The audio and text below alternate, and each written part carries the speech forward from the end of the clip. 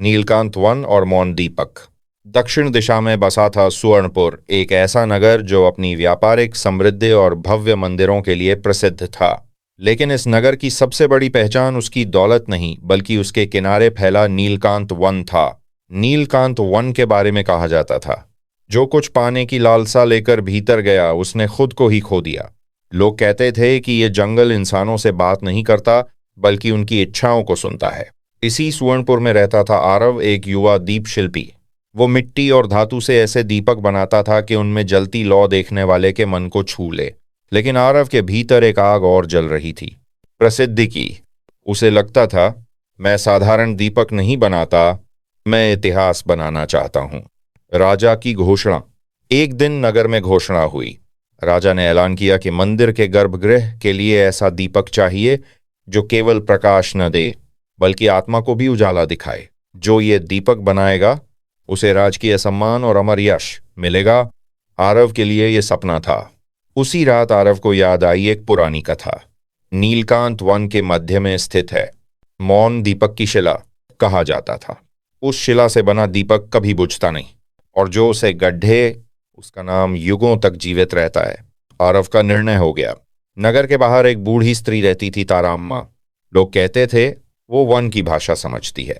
आरव ने जब उससे पूछा तो उसने सिर्फ इतना कहा, जंगल दीपक नहीं देता बेटा, वो आईना दिखाता है।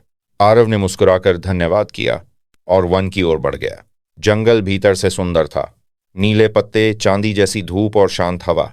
लेकिन कुछ ही देर में आरव को आवाजें सुनाई देने लगीं, बस एक कदम और, यश तुम्हारा इंतजार कर रहा है।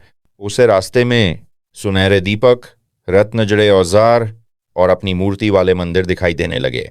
हर दृश्य उसकी लालसा को और भड़काता गया। आरव ने एक चमकता दीपक उठाया।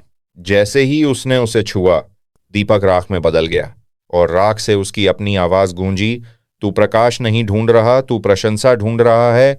आरव घबरा गया। दिन रात का फर्क मिट गया। भूख, प्यास और थकान ने उसे तोड़ दिया। एक सूखे पेड़ के नीचे गिरते हुए उसे याद आया, उसने कभी एक दीपक अपने लिए नहीं बनाया, हमेशा राजा, अमीर और नाम के लिए। उसी क्षण चारों ओर सन्नाटा छा गया। कोई आवाज नहीं, कोई लालच नहीं, सिर्फ उसका दिल धड़क रहा था।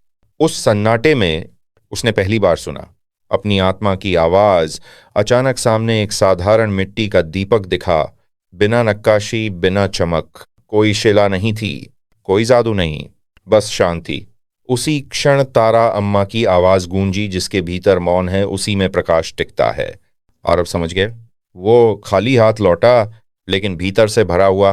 राजा के सामने उसने किसी चमत्कारी पत्थर का जिक्र नहीं किया, बस अपने घर की मिट्टी ली और एक दीपक बनाया। जब वो दीपक मंदिर में जलाया गया, लौ स्थिर थी, शांत, गहरी। लोगों की आंखें नम हो गईं। राजा ने कहा, ये दीपक नहीं, ये ध्यान है।